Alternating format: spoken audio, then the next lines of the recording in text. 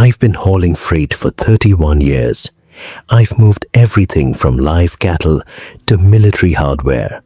I've driven through hurricanes, blizzards, and tornado warnings.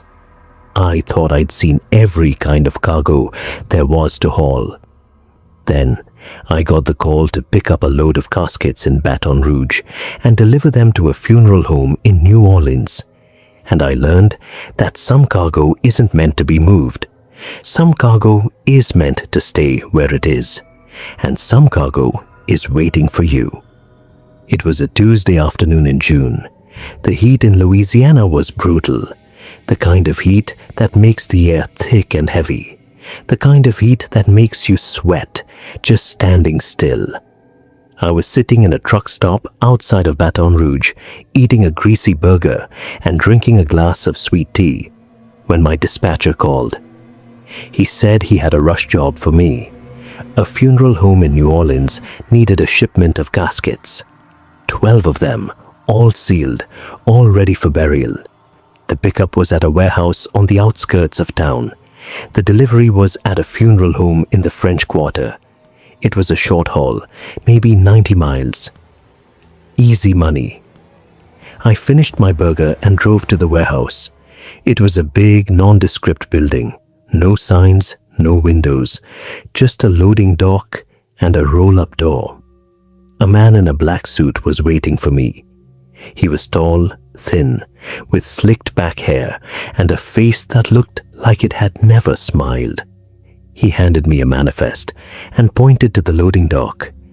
12 caskets, all stacked on pallets, all sealed with metal bands. I helped the dock workers load the caskets onto my trailer. They were heavy, heavier than I expected. Each one felt like it was filled with lead. I asked the man in the suit what was inside. He said, "Nothing. They're empty, just display models for the funeral home." I didn't believe him. Empty caskets don't weigh that much. But I didn't ask any more questions. I just signed the manifest and got on the road.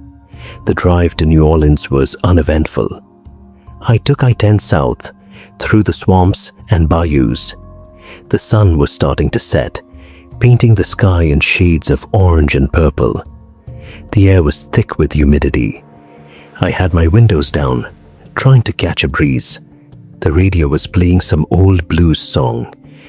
Everything felt normal, peaceful even. Then I started to hear the sounds. At first, I thought it was just the road noise, the hum of the tires on the asphalt, the whistle of the wind through the gap in my window. But then I realized it was coming from behind me, from the trailer. A soft, scratching sound, like fingernails on wood. I turned down the radio and listened. The scratching continued, slow, rhythmic, like something was trying to get out. I pulled over to the shoulder. I got out of the truck and walked to the back of the trailer. I stood there for a moment listening. Nothing, just the sound of the wind and the distant hum of the traffic. I opened the trailer door and peered inside. The caskets were all there, 12 of them, stacked neatly on pallets, sealed with metal bands. Nothing was moving, nothing was scratching. I closed the door and got back in the truck. I told myself it was just my imagination. The heat, the humidity, the long hours. It was playing tricks on my mind. I started the engine and drove on. The scratching started again about 10 miles later. Louder this time, more insistent. I tried to ignore it. I turned the radio back on. I cranked up the volume, but I could still hear it, scratching, scratching, scratching, like something was trying to claw its way through the metal. I pulled over again. I got out and walked to the back. I opened the door. Nothing, just the caskets. Sitting there, silent, still. I closed the door and got back in the truck. I was starting to get scared. My hands were shaking. My heart was pounding. I didn't know what was happening. I just knew I had to get to New Orleans. I had to deliver these caskets and be done with them. The scratching stopped after that. For the rest of the drive, there was nothing but silence. I started to relax. I started to think it was over. I pulled into the funeral home parking lot at 9 o'clock that night. It was a beautiful old building in the French Quarter. White columns, wrought iron balconies. The kind of place that looked like it had been there for 100 years. I parked the truck in the loading zone and went inside. The receiving clerk was a young man in a black suit. He had a clipboard and a pen. He smiled at me and said, "You must be the delivery. We've been expecting you." I handed him the manifest. He looked at it, then looked at me. His smile faded. He said, "You're missing one." I said, "Excuse me?" He said, "Yes, Teddy, you're missing one casket. The manifest says 13, but you only delivered 12. You're short one." I said, "That's not possible. I loaded 12. I counted them myself. 12 caskets, all sealed, all banded." He shook his head. He said, "The manifest says 13. Look for yourself." He handed me the manifest. I looked at it. It said 13, in bold letters at the top. 13 caskets, sealed, for delivery to St. Louis Funeral Home. I looked at the bottom of the page. My signature. I had signed for 13 caskets, but I had only loaded 12. I was sure of it. I said, "There's been a mistake. I only loaded 12. I only counted 12. There's no 13th casket." The clerk said, "Then where is it? The manifest says 13. We ordered 13. We paid for 13. You signed for 13. Where is the 13th casket?" I didn't know what to say. I just stood there, staring at the manifest. My mind was racing. I had counted 12. I was sure I had counted 12, but the manifest said 13, and my signature was on it. I said, let me go check the trailer again. Maybe I missed one." I walked back to the trailer and opened the doors. I counted the caskets. 1, 2, 3, 4, 5, 6, 7, 8, 9, 10, 11, 12. 12 caskets. Exactly 12. I closed the doors and walked back inside. I said, "There's 12. I counted again. 12. That's all there is." The clerk looked at me. His eyes were cold. He said, "There were 13. The manifest says 13. You signed for 13. Where is the 13th casket?" I said, "I don't know." I don't know what happened. I loaded 12. I counted 12. I delivered 12. There is no 13th casket. The clerk sighed. He said, "I'm going to have to call my supervisor. This is going to be a problem. A big problem." He walked away. I stood there in the lobby, feeling sick. My stomach was churning. My hands were shaking. I didn't know what was happening. I just knew something was very, very wrong. I walked back to the truck. I needed to sit down. I needed to think. I climbed into the cab and closed the door. I sat there for a moment, trying to calm my nerves. Then I heard it. A sound from behind me. From the sleeper berth, a soft breathing sound, slow, rhythmic, like someone was sleeping. I turned around. The curtain to the sleeper was closed. I always kept it closed, but now there was something behind it, a shape, a large shape, lying on the bed, covered by a sheet. I slowly reached for the curtain. My hand was shaking. I pulled it open. The sleeper berth was empty, but there was something on the bed, a casket, a large wooden casket. It was lying on the bed, taking up the entire space. It was closed, sealed, banded, just like the others. But on the lid, taped in the center, was a note. I reached out and pulled the note off the lid. I read it. My blood turned to ice. It said, "For the driver. You are supposed to be in this one." I dropped the note. I stumbled backward. I fell out of the cab and landed hard on the pavement. I scrambled to my feet and ran. I ran back into the funeral home. I ran to the clerk and grabbed him by the shoulders. I screamed, "There's a casket in my truck, in the sleeper berth. How did it get there? Who put it there?" The clerk looked at me. His face was pale. He said, "What are you talking about? There's no casket in your truck. You just checked. You said there were 12. I said, "There's 13. There's a casket in my sleeper. I saw it. There's a note. It says it's for me. It says I'm supposed to be in it." The clerk said, "Calm down. Just calm down. Let me see." We walked back to the truck. I opened the door and pointed to the sleeper. The curtain was open.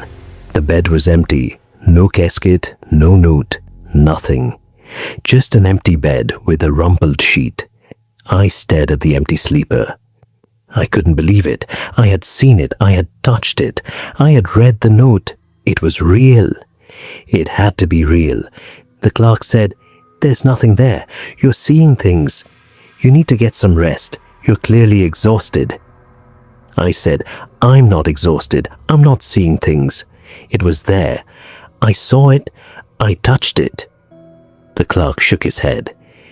He said, "I'm going to file a report. We'll sort this out in the morning. For now, just go home. Get some sleep. We'll deal with this later." I didn't want to go home. I didn't want to be alone. But I didn't have a choice. I got in the truck and drove away. I drove to a motel on the outskirts of town. I checked in and went to my room. I lay on the bed, staring at the ceiling, unable to sleep. I kept seeing the casket, the note, the words, "For the driver. You were supposed to be in this one." What did it mean? Who put it there? Why was it in my sleeper? I didn't sleep at all that night. I just lay there, staring at the ceiling, my mind racing. When the sun came up, I got in my truck and drove back to the funeral home. I needed answers. I needed to know what was happening. The clerk was there. He was standing in the lobby, holding a clipboard. He looked at me with a sad expression. He said, "We found the 13th casket." I said, "Where was it?" He said, "It was on your truck, in the sleeper, just like you said." I felt my stomach drop. I said, "But it wasn't there last night. I looked, it was gone." He said, "It was there this morning. When the janitor came in, he found it. It was on your truck, in the sleeper. It's in the back now, with the others." I said, "What's inside? What's in the casket?" He looked at me. His eyes were sad. He said, "We opened it, just to make sure everything was in order." He handed me a photograph, a picture of the inside of the casket. It was lined with satin, white satin, and on the satin there was something, a nameplate, a brass nameplate, engraved with a name, my full name, and a date, today's date. I dropped the photograph. My hands were shaking. I said, "This is a mistake. This has to be a mistake. I'm not dead. I'm standing right here." The clerk said, "I know. I don't understand it either. But the casket is real. The nameplate is real. And the casket was on your truck, in your sleeper. Somehow someone put it there, and somehow it's for you." I said, "Who did this? Who would do this to me?" He said, "I don't know. But I think you should go home. I think you should take some time off. I think you should be careful." I walked out of the funeral home. I got in my truck and drove away. I didn't know where I was going. I just drove. I drove through the streets of New Orleans, past the old buildings and the iron balconies. I drove until I reached the edge of the city, and then I just kept driving. I've been driving for 3 days now. I haven't stopped. I haven't slept. I haven't eaten. I just drive. Because every time I stop, I see the casket. It appears in my rearview mirror. It appears in the empty seat next to me. It appears in the corner of my eye, always there, always waiting. and every time I look, the note is on the lid. For the driver, you were supposed to be in this one. I tried to burn the casket. I tried to bury it. I tried to throw it in the river, but it always comes back. It always finds me. It's always on my truck, in my sleeper, waiting. I don't know how much longer I can keep driving. I'm so tired, so very tired. I can feel myself starting to slip. I can feel myself starting to fade. I'm writing this down because I want someone to know. I want someone to understand. If you ever haul a load of caskets, if you ever sign a manifest that says 13 when you only counted 12, don't ignore it. Don't let it slide. Check your sleeper. Check your mirrors. Check everything. Because the 13th casket is always for you. It's always waiting. It's always patient. And when it finally catches you, when you finally stop running, it will open, and you will climb inside, and you will close the lid, and you will rest forever. I can see it now. In my rearview mirror, the casket, it's sitting on the bed. The lid is open, the satin is white. The nameplate is waiting. And there's something else, a figure, standing next to the casket. It's wearing a black suit. It's holding a sign. And on the sign, written in red ink, are the words, "It's time. Come home. It's time." I'm going to stop now. I'm going to pull over. I'm going to open the door. I'm going to climb into the sleeper. I'm going to lie down in the casket. And I'm going to close the lid.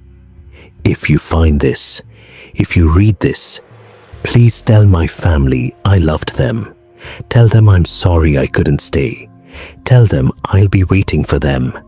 In the casket, in the sleeper, in the dark. Goodbye.